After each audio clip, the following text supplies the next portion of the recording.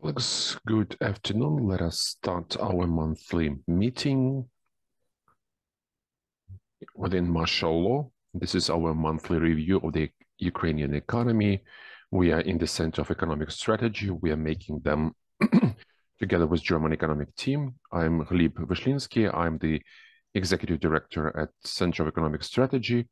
And today's topic is how Ukraine can withstand new attacks over energy objects. And today's topic, after the very massive and unfortunately very resulted shelling of the Ukrainian energy system, is quite actual. On the one hand, we didn't place an objective in front of us to have such events on hype. We never thought about that. And today, people have in the morning, in the newspapers and in the evening with us, but you have seen that since the beginning of spring, the massive attacks have strengthened, unlike it was in the last year when they did it last winter rather than spring. We decided to look at which consequences could be of the new enemy tactics, Russia, against the economy of Ukraine, and what we can counteract in order to fight that back, to keep up the economic capacity to withstand the aggressor. When it comes to some technical issues, as always, we have the simultaneous translation.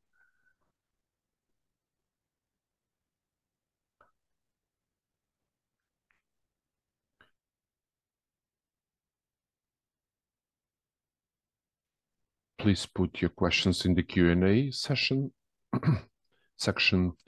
People will be able to reply to that directly. The structure of our today's event is, as always, first of all, it's the review of the economic situation over 1 month, and then the special topic will be assisted by our colleague, the director of energy research, Oleksandr Kharchenko, together with our invited guests.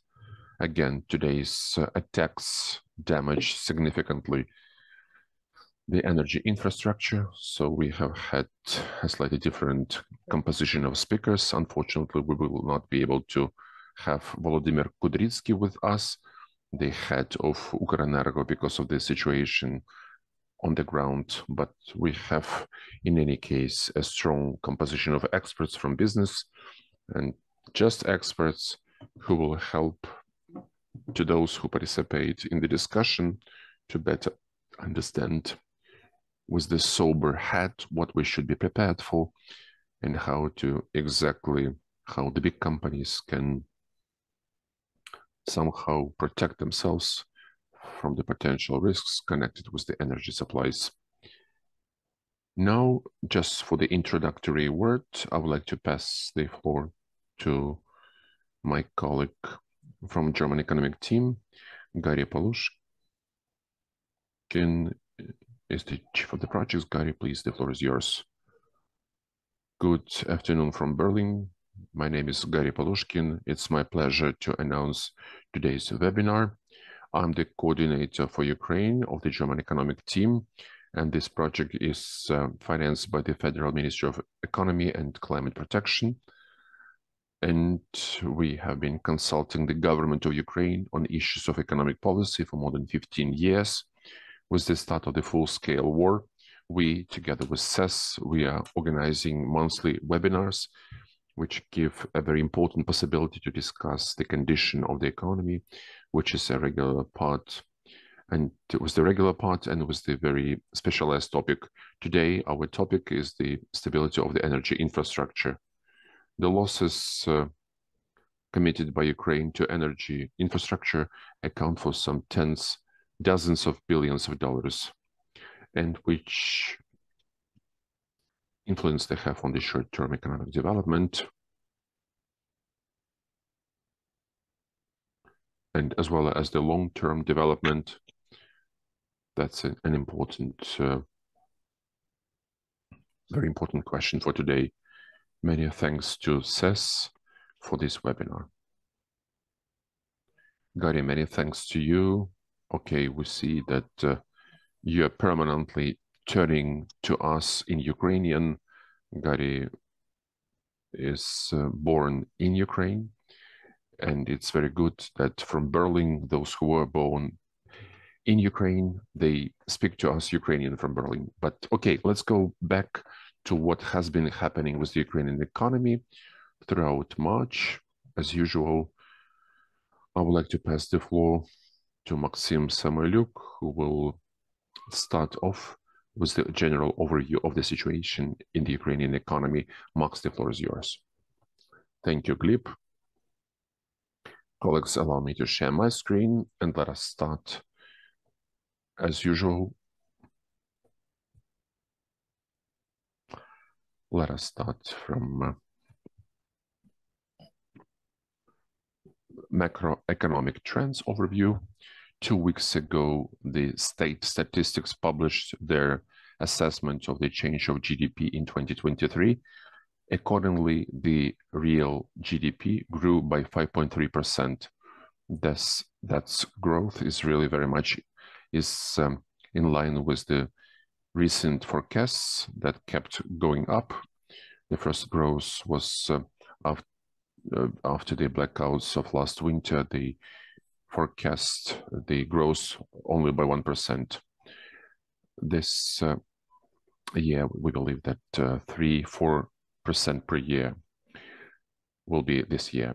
Business expectations are positive in March. For the first time during the half a year, they have become positive, and they have become biggest level since the full-scale war. Reasons for that is the stable inflation, stable logistics, and seasonal improvement of the consumer behavior. NBU finished this report just 1 day before the restart of the full-scale shelling of energy infrastructure on the 21st of March. So we will see and we will feel the results of this shelling already next month when we meet. That's all from my side. Yes, we decided to shorten a little bit our speeches to give more attention to the main topic. Volodymyr Landa, the senior economist, the situation in business, please. Thank you, colleagues. So our traditional, very short overview in sectors. Now you will see the presentation going up the screen. Let us start with energy sector. Recently, Ukraine has restored electricity exports in March. Again, Russia intensified its attacks on Ukraine's energy infrastructure after biggest attacks. Up to 1 million consumers were left without access to electricity. Now the amount of settlements, we're talking hundreds, and they are in 6 regions, which are mostly close to the front line. After today's attack, Ukrenergo declared the 100% loss of the energy generating capacity. That's a very sad news. Apart from that, not looking at the fact that in the first 2 weeks of March, we exported quite a significant number of electric energy, 112 gigawatt hours. Nevertheless, this deficit was fully eaten up by the second half of March, and we returned to energy deficit in the beginning of April. Net imports amounted to another 44 billion gigawatts, but the deficit in the system is gradually decreasing. We'll talk in more detail about the situation in energy with our experts in the topic of the month. For the time being, let's go to other sectors. In metallurgy, we have some small growth. It was good enough to restore the 2-year maximums for the production of steel. Also, there is some gradual growth of rolled products and pig iron. This growth is really moderate, but the dynamics, it's weekly positive. We don't have to forget that all of this dynamics is within the third of the pre-war volumes. Also, the optimism on the global steel markets is not helping us, and Fitch Ratings has raised its iron ore price forecasts, some $10 up per ton, but this gradual decline forecast from that level of $100 per ton that we see now, it is minimum over the last 11 months. Nevertheless, Ukrainian metallurgical companies are planning a 10-15% increase this year. Therefore, this will not cardinally change the situation, but it is slightly a positive signal. We'll see whether the deficit of electric energy may influence that. We'll talk about that today. We have also another. Actually, during 2024-2026, some 124 million tons of new steelmaking capacity will be introduced throughout the world. Of course, this will influence the market, and Metinvest published its results for previous year. The company's revenue declined 11%. There are no any significant net losses, fell 10 times. It's 10 times less than last year. In agri sector, we remember that in February we registered the record of the agricultural export throughout the full-scale war. Unfortunately, we couldn't keep such a pace. They decreased to some 4 months low, 5.6 million ton. Nevertheless, this indicator is quite good, quite operational. Of course, there has been a certain influence of some seasonal factor, but nevertheless, all types of transportations decreased, very little by trucks, mostly because of farmers' protests, mostly at the Polish border. The situation is not yet resolved. Also, the yellow part of our diagram, which accounts for trucks, it is showing the 2-year minimum. Also, in better times, it was like 15% of all transportations. If we talk about the IT service exports, IT exports remain on a 2-year low, adding just 2% in February. It has reached 37%. Also, January and February remain the lowest. In February, actually, it reached 518 million versus 508 in January. So these are the lowest levels during the full-scale war. That also very much influencing the general IT sector, which contributes to the number of IT specialists engaged in this sphere, both in Ukraine and elsewhere in the world. The number of companies where we have more than 10,000 employees, we used to have 2. There are no more such IT companies, and where 1,000 plus companies worked, used to be 30, now it's only 21 remained. So we can see some moderate negative dynamics, but we do hope that in any case that IT experts will play a significant role in the Ukrainian trade. Thank you. Passing the floor to my colleagues. Thank you, Volodymyr. Let's go to another sector with some good news, relatively good news of this complicated time. Maria Tomilina, our economist. Hopefully you can hear me and you can see me. So let us start and let's discuss what's happening in the monetary policy over the last month. The key rates have not changed. If we don't look at the inflation, that's probably the most positive indicator over the last few months. In general, NBU, after lowering the key rate in March, it remains at the same level, that is 14.5%. In general, the current interest rates on NBU operations is sufficient in order to support the appeal of hryvnia assets, ensure exchange rate stability, and moderate inflation. The 3-month certificate of deposits operations will encourage banks to grow their hryvnia household term deposit portfolios. The yield of one-year hryvnia war bonds has declined slightly as a response to the decrease in key policy rate. If we're talking about the biggest changes, it's of course about inflation. Over the last months, it went down by 3.2% year to year. The main reasons for that was mostly that the prices for the raw materials continue to decrease, raw food prices.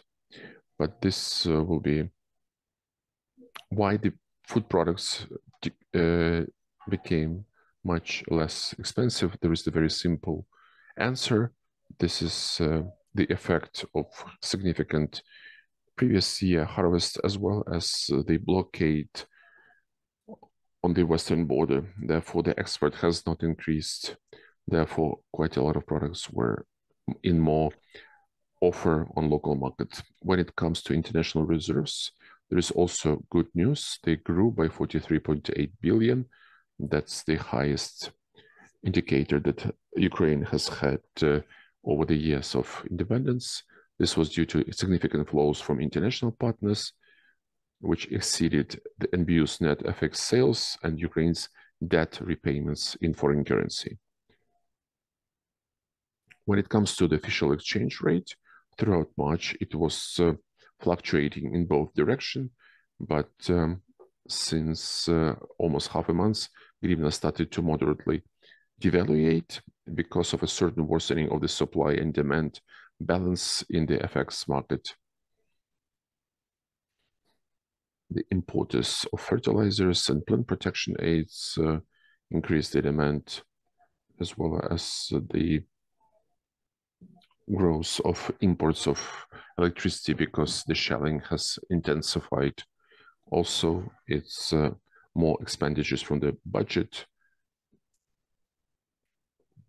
and as well as closing of the period of payment of yearly and quarterly taxes. In the end, I want to shortly mention what is happening in the banking sector. This is the data still from February, but they show that the demand for hryvnia deposits has bounced back after a seasonal decline in January.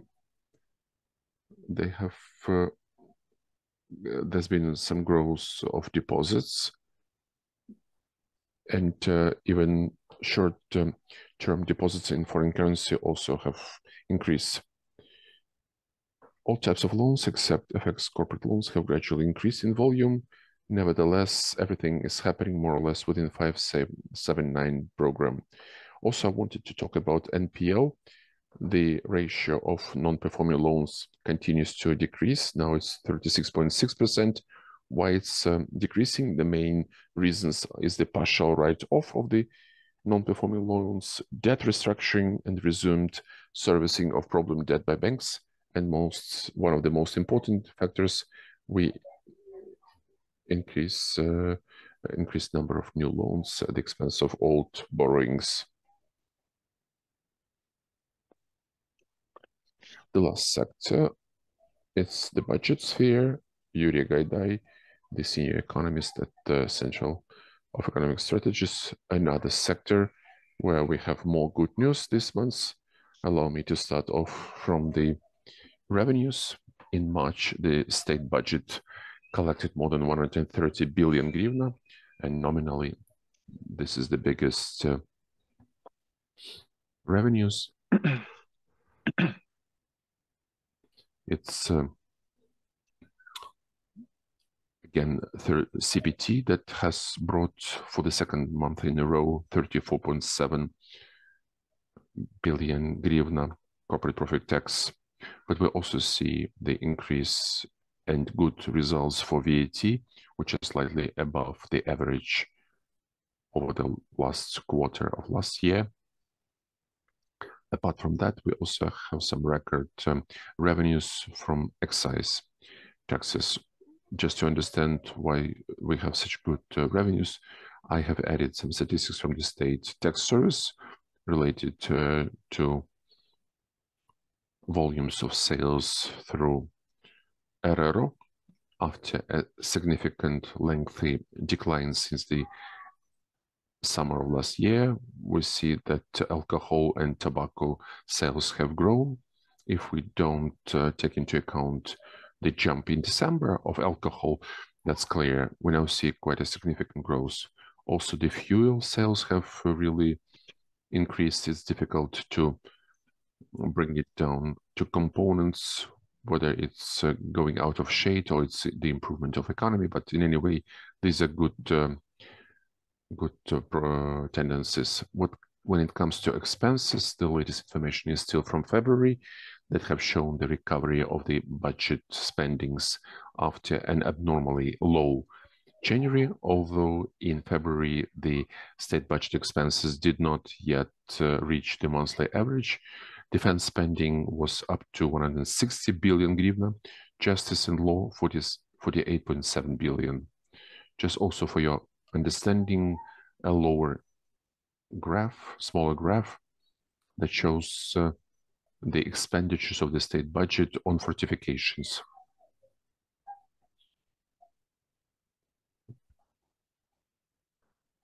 That's from the aggregated budget. We can see the growth that started in December, and after the January savings, when these expenditures were not implemented, so we can see that in February there is significant growth, which also demonstrates maybe it's quite late, but still we are preparing for the defense.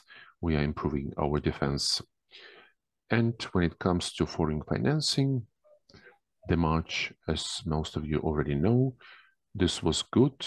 Regarding the foreign aid, we have received financing both from the European Union, as well as some loans from Canada. This was $1.5 billion in equivalent, as well as from Japan and Great Britain, as well as from IMF. So altogether, this made it possible to bring the levels of international assistance, which covers our most basic needs in financing the deficit of the budget after very weak revenues in the beginning of the year. And this is also good news. But again, we expect that the money will be lower in April, and the situation will remain fragile until this political uncertainty is prevalent in the United States. That's all from my side. Thank you. Thank you, Yurii. At this, we have finalized the review from various angles, the situation in the Ukrainian economy in March. Now we would like to move to the special subject, energy sector, which I, in full volume, I would like to pass to my very good old friend, who I really respect, and who is a true expert in energy, Oleksandr Kharchenko. Let me remind you, he is the director of the Center of Research of Energy. We thought it would be best if Oleksandr will himself moderate this part, because I am the moderator of many events. It's best when the certain panel is moderated by someone who is a specialist. Although today's topic, it's like somewhere in between. It's not only about how to protect energy sector and not only in which situation it is right now, but as it is formulated, how Ukrainian economy shall withstand new attacks on energy sector, which could be the steps to preserve economic activity. The only thing which I wanted to give some assistance to Oleksandr, allow me to present the participants of our today's discussion before Oleksandr can make his presentation. The situation in energy. So together with Oleksandr Kharchenko, Olga Buslavets will be, who is the advisor to the general manager for energy at ArcelorMittal Kryvyi Rih. Also, we will have Okrepkyi and Reuven Stubbe, who is the economist from energy. Why such a composition? We have decided to talk about was that business who is either under the biggest influence of the situation in the energy supplies, and this is exactly some big industrial companies such as ArcelorMittal Kryvyi Rih. That's quite a good example. And judging from the speaker, they have a huge expertise in the energy sector. Galnaftogaz is one of the leaders in diversification of own generation of supplies, and our colleague from Berlin Economics, also with their fresh international look, can also contribute to this. Oleksandr, I'm passing the floor to you for presentation and for moderation. In case you need my help, I'm here. Many thanks. Good evening, good afternoon. Maybe somebody is different time zone. Many thanks, Gleb, for your presentation and for your warm words. We definitely have people, I think, actually better than me understand what is happening and what is moving where in our energy sector. My only wish is to turn on the presentation.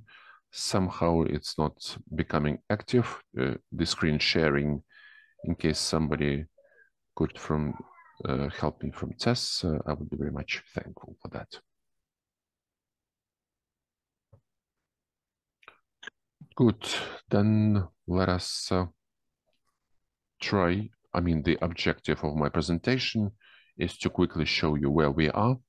This presentation was made using the data several days ago, so I will be adding some more information, which will be the latest.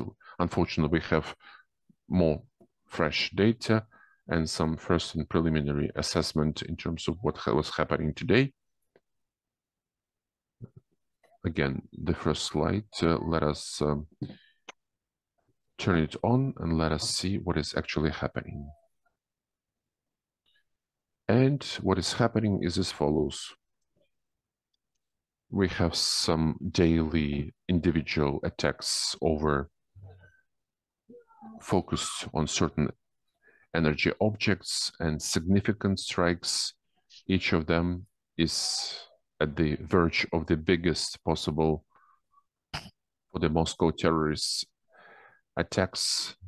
They are mixing up with drones and missiles, and unlike the tactics that they used, let's say, until December 2023, when the attacks were significantly wide on a large number of objects, now they are focused on a limited number of objects in each attack, concentrating a huge number of missiles and drones to the same objects for each of the objects. Unfortunately, we can state the fact that this tactics or this strategy, we can talk whatever we want about that, it started to bring its results. They are not completing. They understood that they can't reach a single time blackout for the whole country, but they understood, and judging from what they see, that the generation facilities attacks step by step, it is actually taking out the source of energy, source of pulse. It is destroying our generating objects, reducing the reliability of supplies for the country as a whole. At the same time, they concentrate on several regions, Kharkiv, Suma, Odessa region, and they're quite concentrated on hitting Kryvyi Rih, especially on a high voltage infrastructure that provides energy for these regions. In the case of Kharkiv, this is like all possible attacks, very massive on all types of objects. As a result, we almost lost a significant, and this has been very much painful for the energy system. We have lost a huge system of hydro generation, and unfortunately we can state now that some 1.5 gigawatt can come back to us at least within a year and a half or two after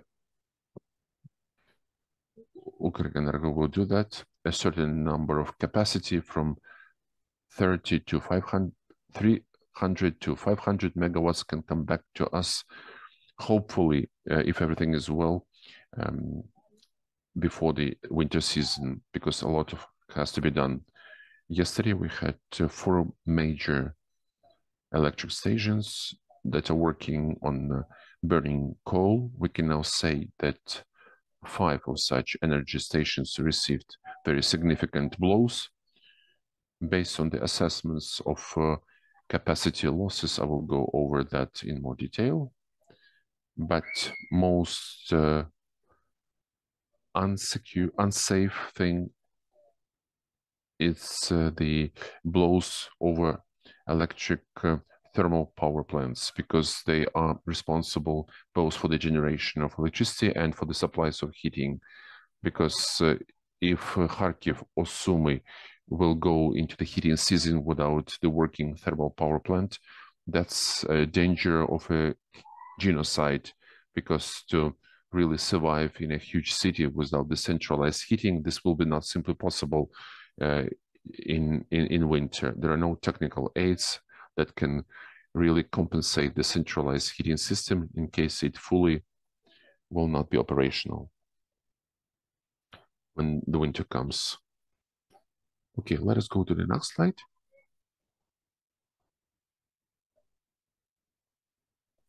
So we would have the possibility to talk a little bit more in figures. So we have lost from 30 to 35% of the available as at 20th of March hydro generation. This 47-50% assessment is growing from the thermal generation, and I'm very much afraid that this figure can reach some 60-65%. We will know within 3-4 days, because the assessment is still ongoing, what has been affected, which facilities, to which extent they are affected. And general total loss of generating capacities, it's not 23-25%. I'm afraid it can be from 35 to 40%, taking into account those destructions that took place last night. The good news is that in the part that was affected as at a week or week and a half ago, based on the consultations and assessments that we could gather, some up to 2 gigawatts of thermal generation can be returned. Again, this may require financial resources, the necessary equipment, and whatever is connected with it. And that foresees that the new blows will not be done in the same points. Unfortunately, we already see that the permanent blows are coming back to the same affected companies. So the possibility to return these 2 gigawatts, it's quite an optimistic assessment. The next slide. So where we are from the point of view of the deficit, or from the point of view of the deficit of the generating capacity, we decided to take 2 figures. One of them is the consumption, estimated consumption for 24-25. We based on the figures of consumption that were factual in the winter time of 23-24. We took some adjustments based on the forecast of economic growth, and these figures that came out until the last attack. So in fact, we can cut some 10-12% from each of these indicators. And as it seems to me, even if we were mistaken, this mistake is not really big. It's really minor. Therefore, we are definitely in deficit. Moreover, based on the results of the latest attacks, we will come to the zone. We will be limiting significantly consumers already in July, August. I know that colleagues from business will tell me that the industrial consumers are being limited already. In fact, yes, but what will be happening next, then we will have to also limit the households. This is not yet the threat to the critical infrastructure. That is, we have enough high voltage networks and generation to cover some critical things. However, the consumption in general, we can't cover, even take into account the maximum possible imports and maximum application of interconnectors and the possibility to buy this size of electric energy from Eastern and Central Europe, where honestly speaking, we don't see any huge prophecy there.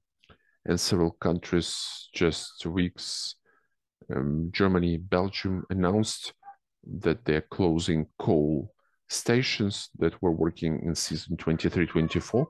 They announced the energy crisis is not endangering Europe. Honestly speaking, in my opinion, this is very much complicating the situation for Ukraine in terms of the possible imports in the winter time. And let's put it this way, already now we need to intensively think what can be done physically to make sure this possible window, this possible deficit will be compensated. Again, it's not a fact that Europe can send us the necessary level of imports for Ukraine. And it's not a fact that these imports would be able to cover the deficit that has resulted after these attacks. Next, it will be our discussion. But from the technical point of view, at least from our research, what we see, we don't see any alternative other than the decentralized generation. We need to have a quick solution. We need a solution in which Ukraine, we have accessible fuel. The fuel can be transported into a big number of points in Ukraine. And we would need a solution that could technically be affordable so we can somehow buy this equipment. So far, we have not been able to find a stable solution. Of course, it has to be manageable because whenever we say about the sun and wind, they can meet many other parameters, but unfortunately on the 20th of December, when we will have the peak of consumption, neither the solar nor wind stations with a great deal of probability will not help us. Therefore, in fact, we don't see any technological alternative within the window of 2-3 years other than installation of gas turbine units. I mean, for some regions such as Kharkiv and Odessa, we don't have any alternative to these gas units. The first reason is these units are portable. They can be installed in a secret way, and they can be really protected with some powerful structures to protect them from direct missiles. And these units allow for a significant level of decentralization. The minimum would be for Kharkiv is 100-120 megawatt. That means we could install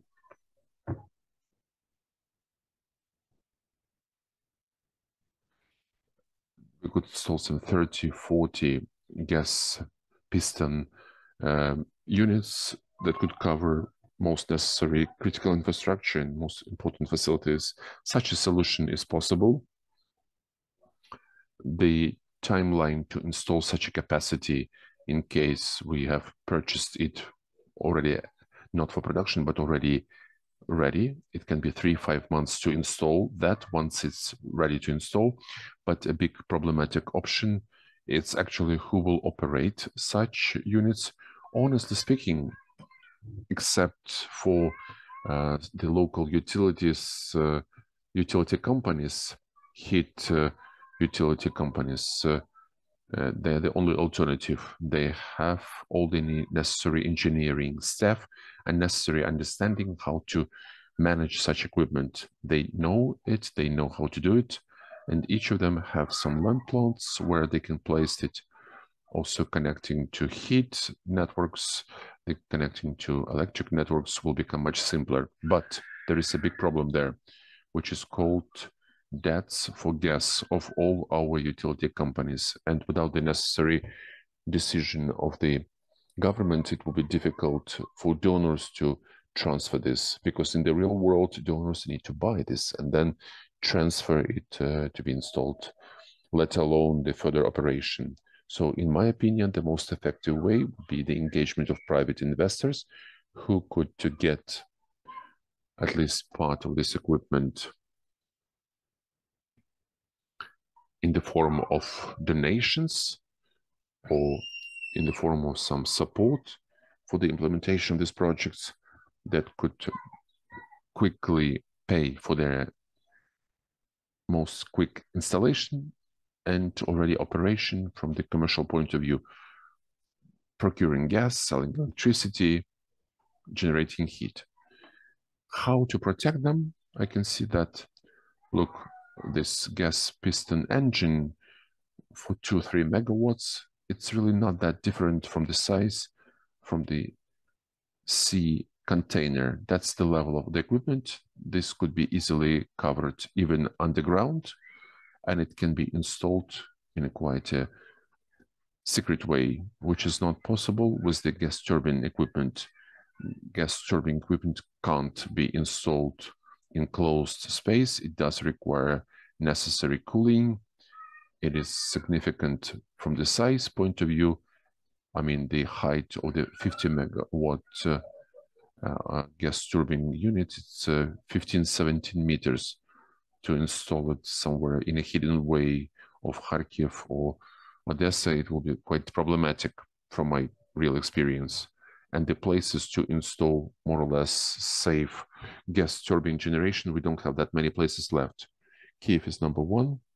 And as the practical experience shows, Kiev can become the testing ground for such a research of how will the gas turbine generation will work in the real life, in the real war, in the real functioning of our energy system. So I believe there is no other alternative, because Dnipro has also been considered one or two more cities where we can safely install such equipment without risking that it will be quickly affected with missiles or drones. We have a number of open questions from this respect. Also, honestly, I would be very much happy in case passing the floor. I'm passing the floor to Olga, how the business is looking at this perspective of how to use such technical capacity or anything else. Maybe I don't see something for the provision of own production and for the work in the energy system in general, when own production can be closed with some other sources and you have already the necessary generating capacity. So it would be very much interesting for me to hear your opinion, and Olga, your view will be very much interesting how the business looks at this situation. Oleksandr, if possible, maybe I can ask a question to Olga. It's going to be a little bit more macro. Apart from the fact that we had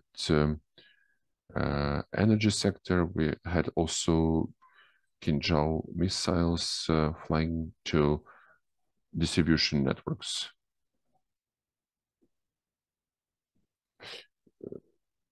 To which extent, in your opinion, there is the risk of supplies of gas? Please, I will not interfere. Of course, the risks are here. Objectively, we can see attacks on gas distribution, gas storages. They're not yet successful. but there is certain damage done.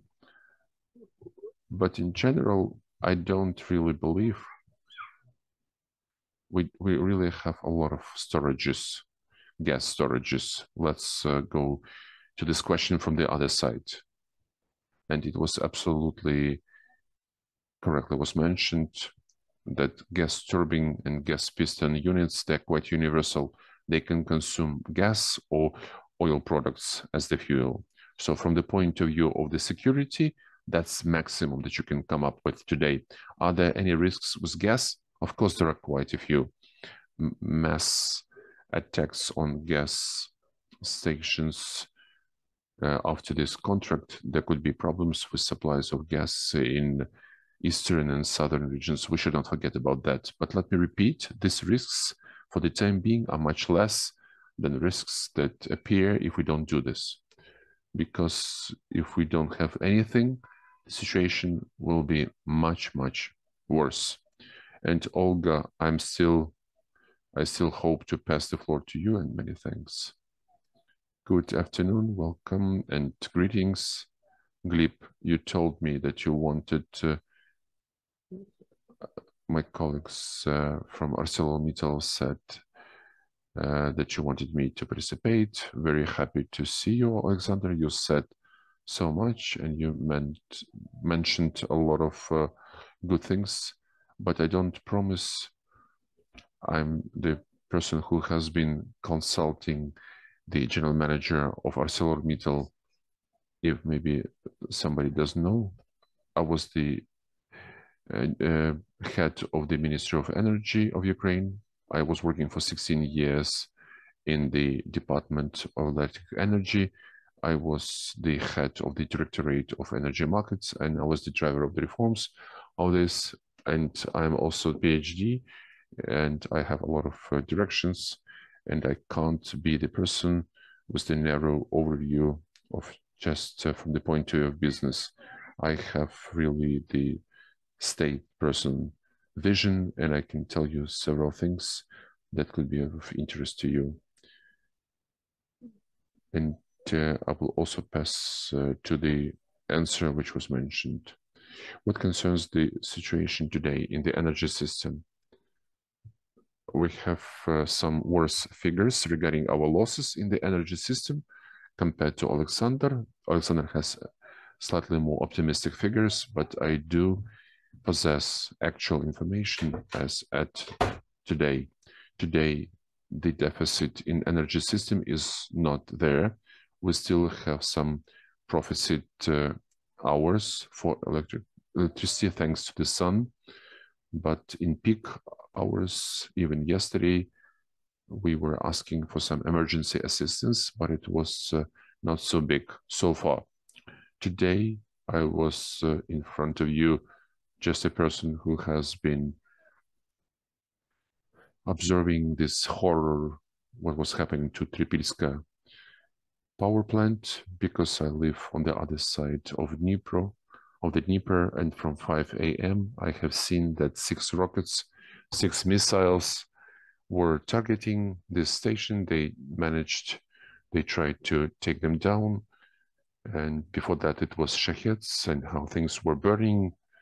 This is a really bad picture, and what is happening over the last time, unfortunately, the enemy is destroying fully our generation. Last year, they did attack the substations, the transmission units. This year, they have changed the tactics. They're shelling the generation, and they're doing it differently. And unfortunately, they're reaching their objectives. And what else they're doing? They almost cut out in some energy islands, including those facilities as Kryvyi Rih, ArcelorMittal, who would need to reach break even at 310 megawatt, but they can't have it since a long time because they're limited exactly with the availability of really small number of transformers and substations that give the possibility to give more electric energy into this energy unit and they depend only on one heat generation of Kryvyi Rih heat power station. But again, Kryvyi Rih heat power station also, thermal power station also suffered significantly. They are forced to make repairs of their blocks. ArcelorMittal was trying to help colleagues with people and with equipment to take out these huge problems with the people. There is a huge problem now with state emergency services and with equipment. Quite sad now.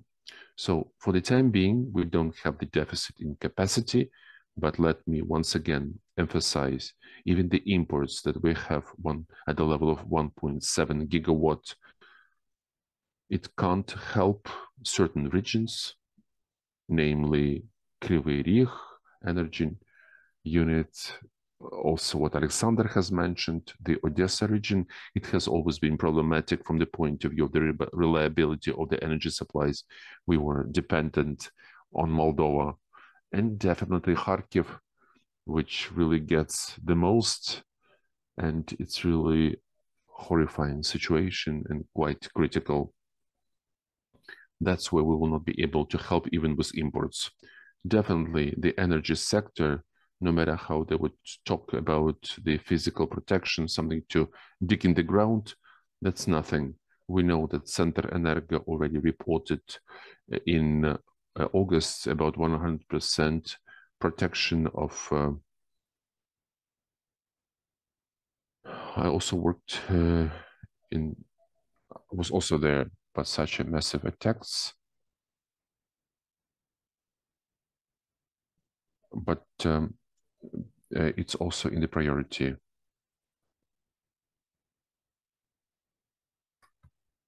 Our military,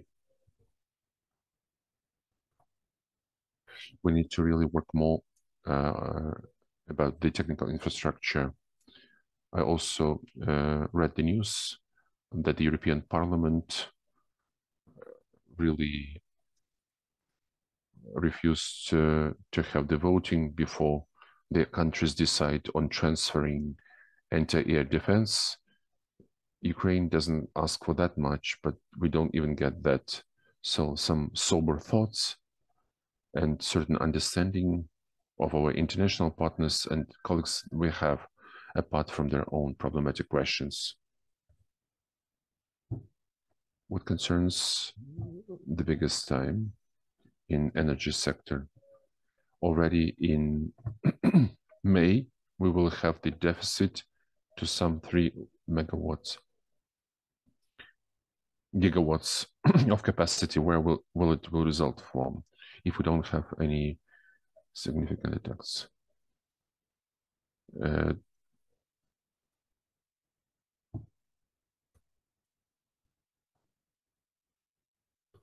Thanks to the nuclear power generation, we have gone through the winter, and it's not very much proper to other members who are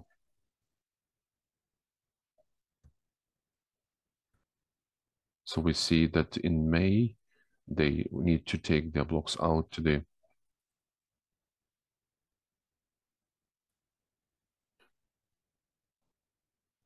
I will tell as the person who is with the state's vision, you're making some economic forecasts and the how to keep within the conditions that we have with the energy, because without the energy there will not be any savings, because if you can't provide a company with energy carriers, we understand diesel generators is nothing. It's not serious. It's for backup, emergency backup, not more than that. So I believe that the state at the level of management, we need to finish up with the populism, because it will be difficult to explain to people why they will not have jobs because the companies are closing and why it's not moving in the proper direction as it should. And people need to understand because these stories about saving of electric energy, whenever we are subsidizing electric energy, this is not effective. We should have either the adequate prices, and people need to understand that they have to save themselves and to take action to become energy efficient. Or if you're not capable now, the authorities to have such a step, although I do believe that we need to protect people that require this. I'm talking about financial assistance, subsidies to pay for this utilities. There should be only another step, just limitation. Limitation of the household sector, which consumes the third of the electric energy, can really provide us with the resource that will allow our economy to continue to work. Only in such a way we are living in the conditions of war. But unfortunately, we don't like such decision. Believe me, I was there, I know about it. And in case if I were the manager like today, that I'm only bringing only the good news. Maybe I would be the head of the ministry, not for 8 months, but maybe I would be there still today. What concerns regarding the proposal of Oleksandr and what since years of the war, I'm hearing from other sources from various sites. We're talking about decentralization. Yes, this topic was raised by me, by the team, and Oleksandr was also part of that back in 2019 when we were implementing the market, and before it was implemented, there's a description about electric energy, the competition to build new generating capacity on the basis of reports of our system operator. Why I'm talking about this? Because unfortunately, everything that has been worked on from the point of view of the procedures, competitions, and approaches to engage investment for construction of a new capacity, exactly of the decentralized generation that could be very much necessary as the regulating capacity for Gorenergo, it was prescribed there. But after I left, it was buried. And even until today, it's somewhere down there under the pile somewhere. But if it were not buried with such a market that we have today, and this market is really sick, our electric energy market is sick. And why is that bad? For consumers, when the price is going down, it looks like it's good. And for the industry too. But from the point of view of the indicative prices, the real indicative prices that would allow to calculate the business project in constructing some generation or to plan your strategies for the possibility to have own generation for the provision of internal demand of big companies, that's bad because you don't have indicative prices. Therefore, we are living in a what we call the below under the mirror lens. We on the one hand we have the destroyed generation, and maybe I can correct Oleksandr, maybe you calculate it differently. Hydro generation suffered by 50%. The capacity is off by 50% already. That's what when it comes to hydro station, including on Kaniv and on Dnipro. Yeah, allow me, yes, we took the 20th March, but after that happened, yeah, you're right, somewhere around 50. Regarding the heat generation, it's more than 85%. With today's attacks, not only Tripilska suffered, also Ladezhinska for the next time, for the one more time. The situation is really bad. I have seen the recovery plan, the repairs. Yes, of course, something will be renovated even today, but this will not be sufficient. So coming back to decentralization, I have always been the fan of the gas piston stations, which are most effective from the point of view of providing this regulating capacity. And they, as the business project, They're really good when they work in co-generation, because this is three sources of returning investment funds. It's the production of electric energy, heat, as well as the service of giving additional service to the system operators. It's all money. But if the market works as the market, not as quasi understandable prices which don't have any impetus, no interest to any business investor to invest anything. You say it right, Oleksandr, that this emphasis shall be made on hromadas, on working with regions, searching for necessary problematic energy units through the funds, through the international support to implement all of this. Okay, let us omit maintenance and the rest, but never I have heard more or less a working model from the point of view of who will be, in general, the owner of this generation, whether any hromada, well, we have such prices at the market and we don't have any indicative prices, which I mentioned before, and the business model is not evolving.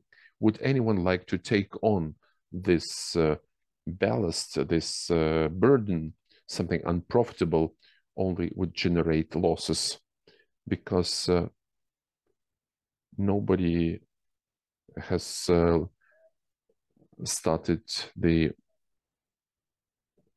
special situation in energy. Nobody has done that.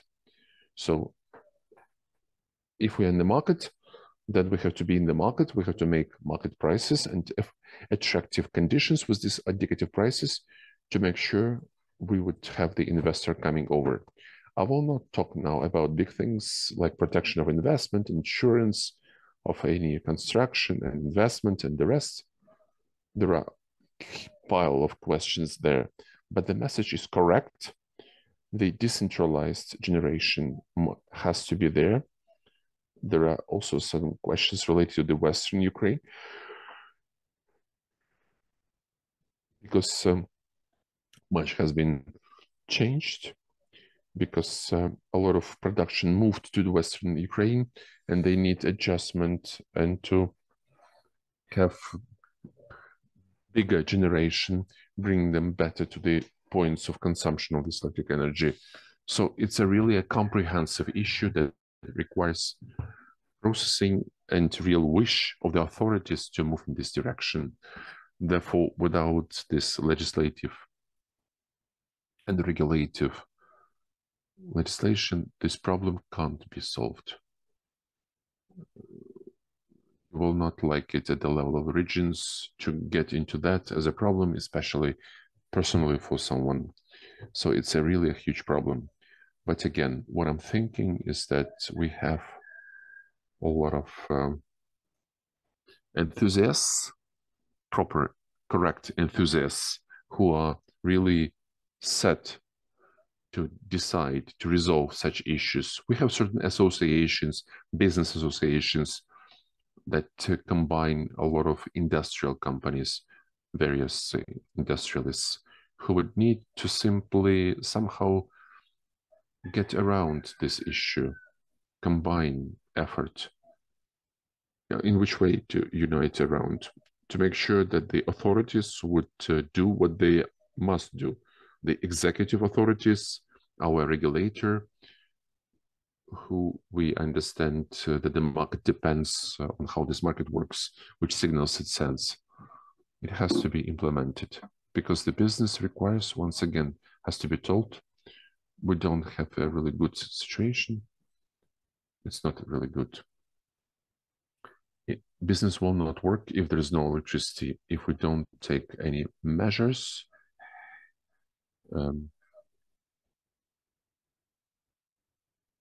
I can tell you, we as the center working,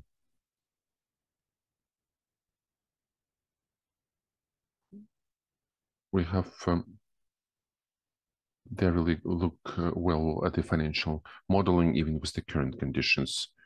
It's not that bad, this business model, if at least part of the contribution is from donors as the support of capexes by giving equipment. it's really not a bad financial model at all. But honestly speaking, I would really love to pass the floor to Taras to hear what we are discussing, because this may be very much different from what we have been discussing. Good afternoon to everyone. Honestly speaking, it's very difficult for me to add anything. Honestly speaking, I guess Ms. Olga has expressed and has really fully expressed the position that we have in the country and where we should be moving. Therefore, really not much I can add. Probably the only thing that I can still say, in any case, we have some global things which should be implemented with the support of the state. There are certain things that business has to implement themselves. Business has to create possibilities to work in these difficult conditions where we are. Therefore, if we take our company,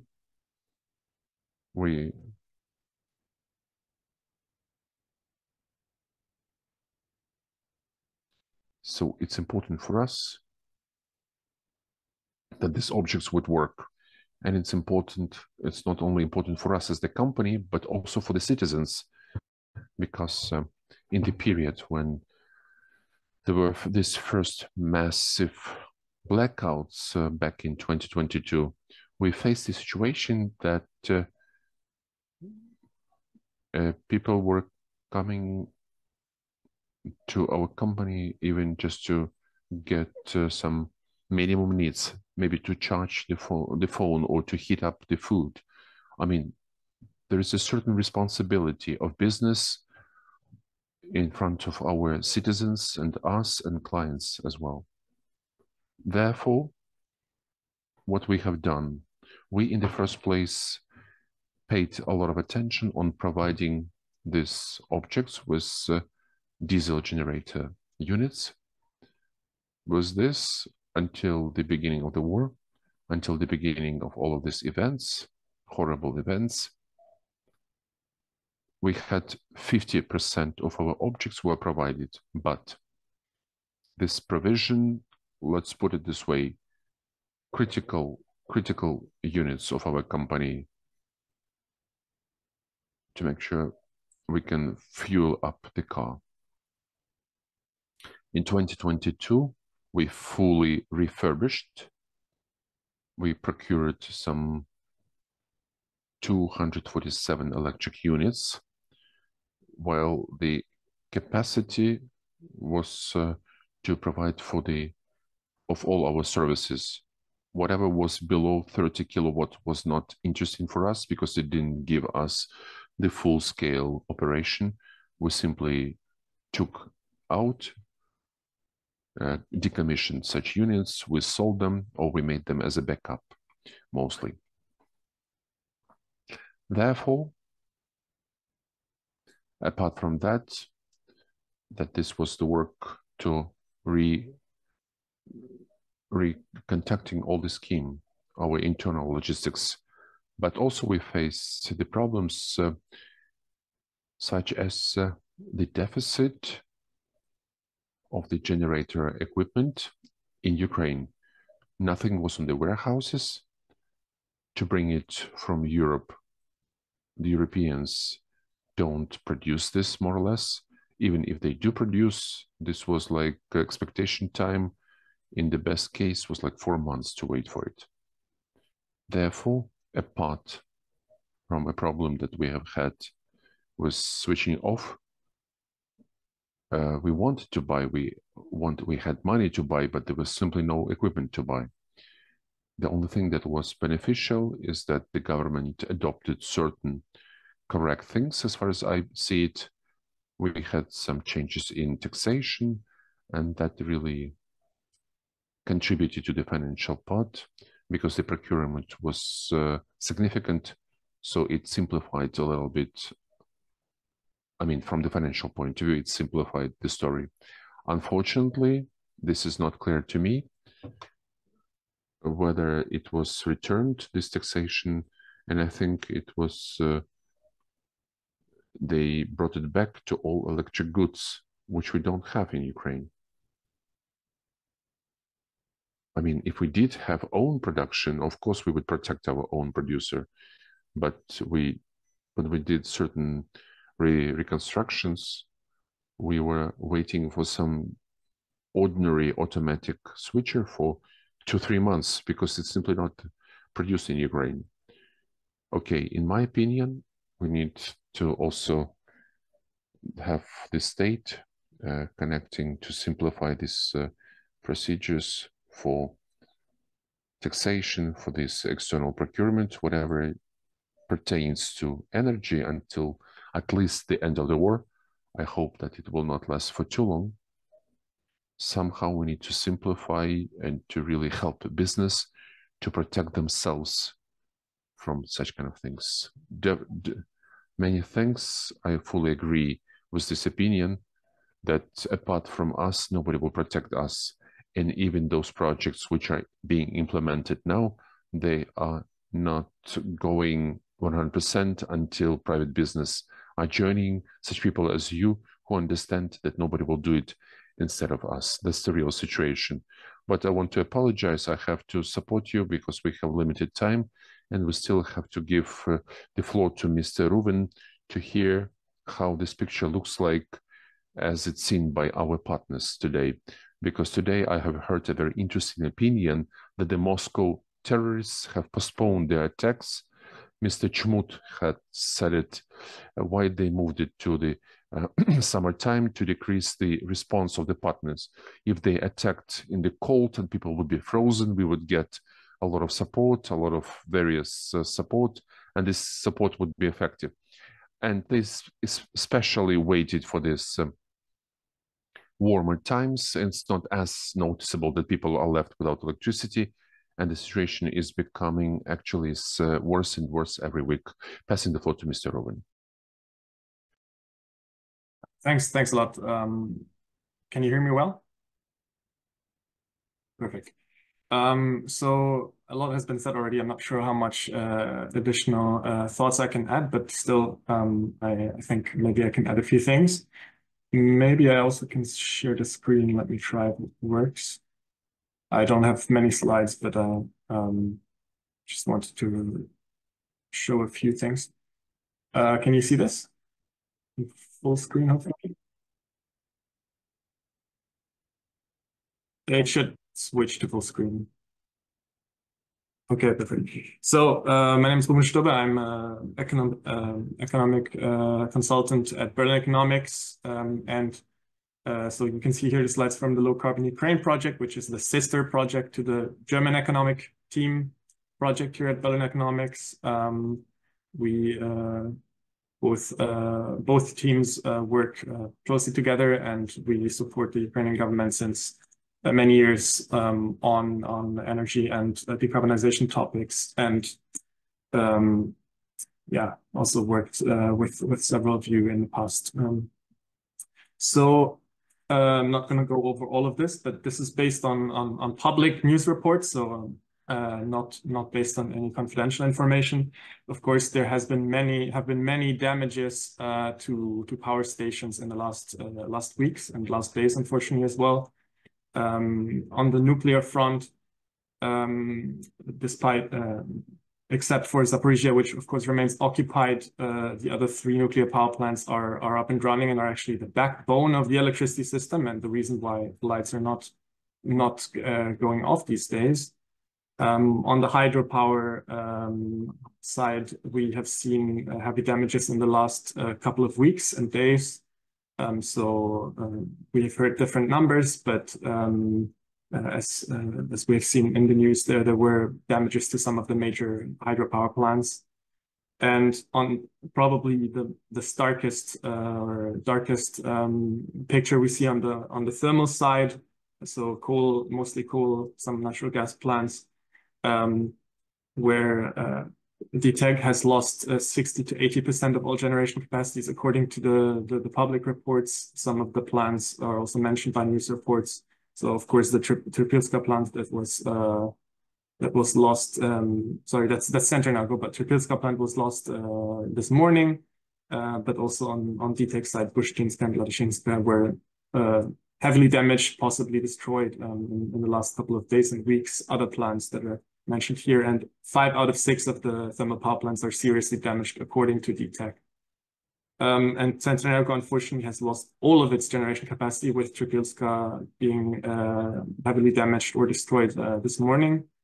And it will take to recover, if even possible, several months, up to a year, to have this plant back in operation, according to the company. And also, of course, Donbas Energo already has most of the plants occupied, but even the remaining plants that are out of the temporarily occupied zones are heavily damaged, and there's not much information, but probably also not operational. Also, large part of the wind and solar capacities are in occupied territories. A large share of those that are not occupied, of course, are still working, but of course, providing variable generation. And also, the grid remains vulnerable to attacks on high voltage lines, transformers, substations, etc. So quite a serious picture, and we discussed already, I think, in great length. We just visualize the thermal power plants on this map here. So the size being the size of installed capacities, from red being occupied, yellow being heavily damaged or destroyed, and green probably operational, but also there, I think, for example, Kryvyi Rih has seen some damages, but it's still operational. So really a very, very serious picture we see with the thermal power plants. So I don't have many more slides, just this one on the question. So I also wanted to raise, I think it's very important and rightly that we talk about distributed energy generation, possibly also storage. And I think lots of ideas have been mentioned already. I agree with the previous speakers that I think it's highly and very, very urgent to look into all the options that are there. Probably gas pistons or reciprocating engines are one of the really useful solutions these days. There are different companies that can provide these, and actually there are options up to 20 megawatts, so even mid-sized kind of generation, but also smaller ones that can be placed underground. And probably Ukraine needs a relatively large fleet out of reciprocating gas pistons, possibly also some gas turbines, although there, as has been mentioned before, the protection is more difficult against air attacks. But we think probably there's a very urgent need of really a fleet of these distributed generation capacities. Yeah, this is definitely one of the key urgent solutions that are needed. Of course, the question on how to mobilize and finance this is an open question. Definitely, there's a need to engage international partners, donors, to provide support on the CapEx. But I also strongly agree with Ms. Buslavets that there is also at the same time a need to think about the electricity market, thinking what elements of the market can be maybe reformed even in the short to medium term to really reach a situation where there's a more cost-reflective, at least wholesale market price formation to incentivize investments that are urgently needed in these maneuverable peaker and balancing capacities.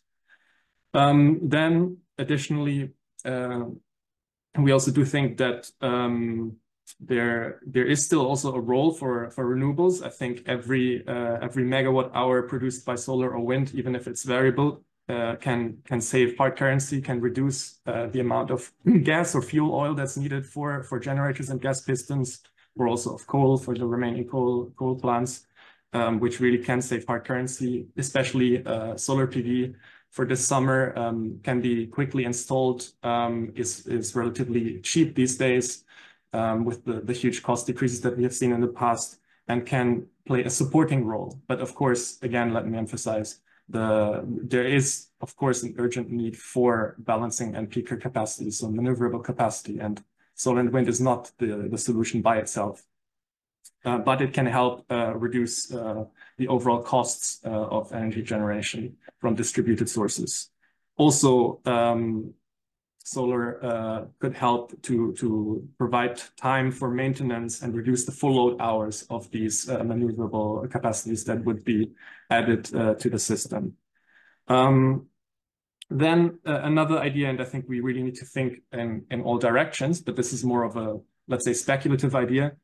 There are also the option of power ships, power plant ships, so larger power plants on ships. Of course, they would be easy targets for attacks, but maybe there's an option of placing power ship in a Romanian port. Isaksea, for example, comes to mind to support electricity for Odessa region, for example. There are different companies, for example, a Turkish company that provides these power ships that can moor at different ports and then provide electricity to the countries where they are, where they're taking port. So even maybe that idea should be considered as well to support the system. And then, of course, also on imports and import capacities, maybe there's a role to further expand the capacities for imports to support the Western regions in particular, where lots of the industry has relocated. Of course, as has been mentioned before, imports are not a solution for all parts of the country, but I think they do play a role to really bolster the Western regions where some of the industry and companies are relocating towards. So lots of different options. Then also I wanted to come back to the topic of electricity markets and cost reflective prices. So there are two things that sometimes get a bit confused in the debate. They are related, of course, but they are maybe slightly separate. One is the what happens on the wholesale electricity market, so the market for electricity producers, and the other thing is prices for households on the retail market. So prices for households are really low, and this is, of course, a burden to the very already strained budget of Ukraine, since households are indirectly kind of subsidized via the state-owned company Energoatom, which the revenues are used to support household energy prices through the public service obligation PSO. But still, I think it's important to keep this separate. So of course, this is a fiscal burden, and maybe during the wartime, it should be thought about relieving this fiscal burden, moving to more cost-reflective household prices as well. But still, this is a slightly separate question from what happens on the wholesale market. So even if prices for households are not immediately changed, I think there's room to reform some parts of the wholesale electricity market so that incentives for electricity generators and investors into maneuverable capacities, for example, are better aligned. So, for example, removing price caps, price floors on the wholesale market. This is something that can be done independently from reforming retail markets, so household electricity prices. So I just want to emphasize that yes, there is a need to reform wholesale electricity markets so that prices are more reflective and can stimulate investments in maneuverable peaker plants, but still the discussion on the household prices is related, but slightly separate, I think. So yeah, I think these are all comments or additions I wanted to make. Happy to discuss further if there are any questions on the points. And thanks a lot.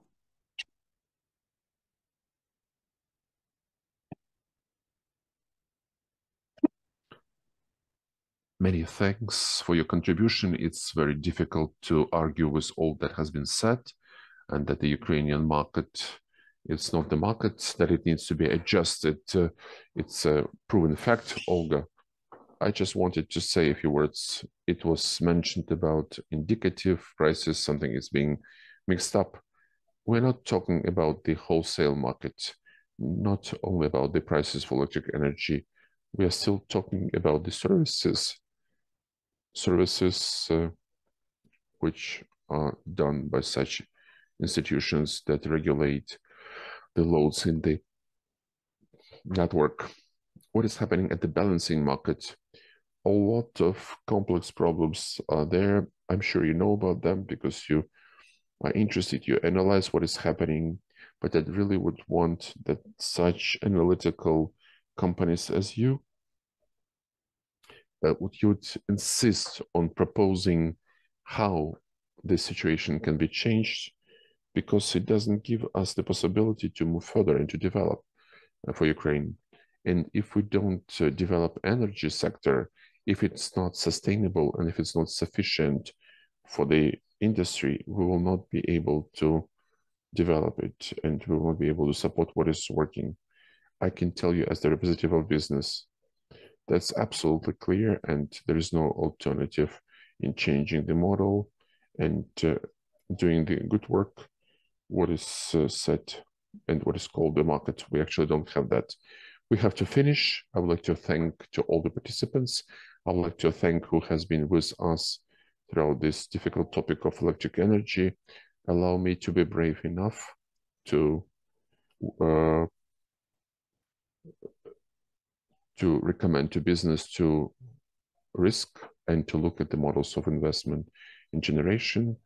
I'm sure that it will allow to make business even under current conditions, apart from providing their own generation and providing electricity, but also to think about prospects, and the prospects in the energy of Ukraine is quite huge.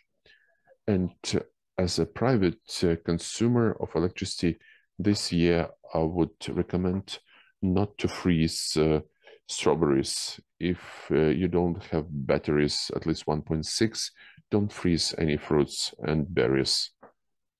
Exactly, we're waiting for these times. Let's look at the truth in the eyes. At this, I'm returning this to Gleb, and thank you for this possibility and beautiful discussion.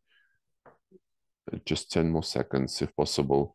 I have just seen the chat. I always respect those with whom I'm talking and the audience. But just one question, let us comment. I will not comment.